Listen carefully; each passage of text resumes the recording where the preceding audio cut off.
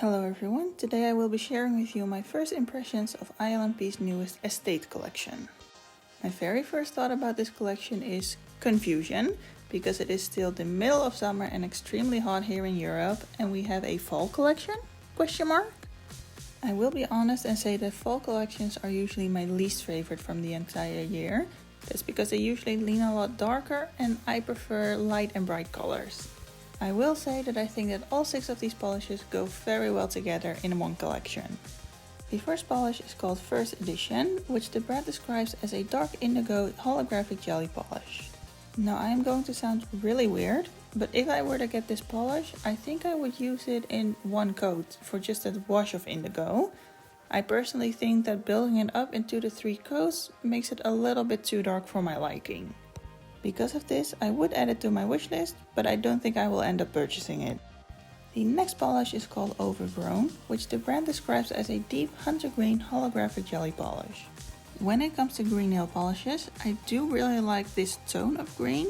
However, again, I prefer brighter nail polishes. So just like the previous one, this one built up in 2 to 3 coats is a little too dark for my liking. However, it's also not an immediate axe.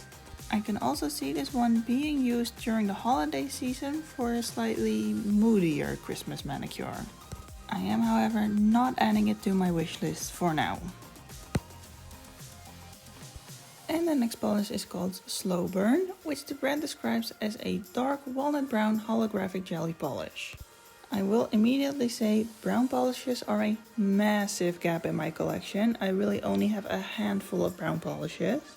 So I would like to get this one just to fill up a gap, but also I think I'm not going to use it that much if I were to get it. And the reason for that, you guessed it, it's a little too dark for my liking. And for the next polish, I'm probably going to mispronounce the shade name, but I think it's called Iittle? Anyways, the brand describes this one as a cool burgundy holographic jelly polish. Now this one, surprise surprise, I actually really like. I really like this almost pinkish leaning shade of burgundy. And even when built up into the 3 coats, this polish does not end up being too dark. This one gets added to the wishlist.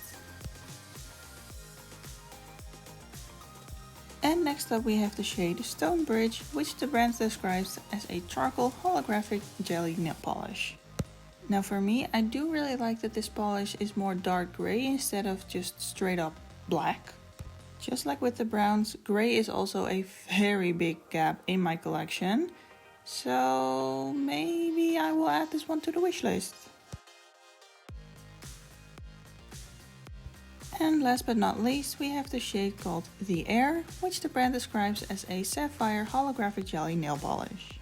I also really like blue nail polish, and even though this one is on the darker side, I could still see myself wearing it.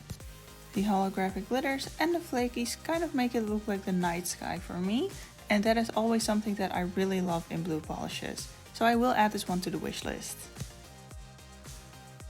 Overall, this is not my favorite collection, however I do feel like it's really an ILNP collection. And I know that might sound a little weird, but if you know ILNP, I think you know what I mean by that. And for it not being my favorite collection, at least 2, maybe even 3 being added to my wishlist is still pretty much a win. I do still wish that they had released this collection a little bit later in the year, more like early September instead of early August, like the middle of summer.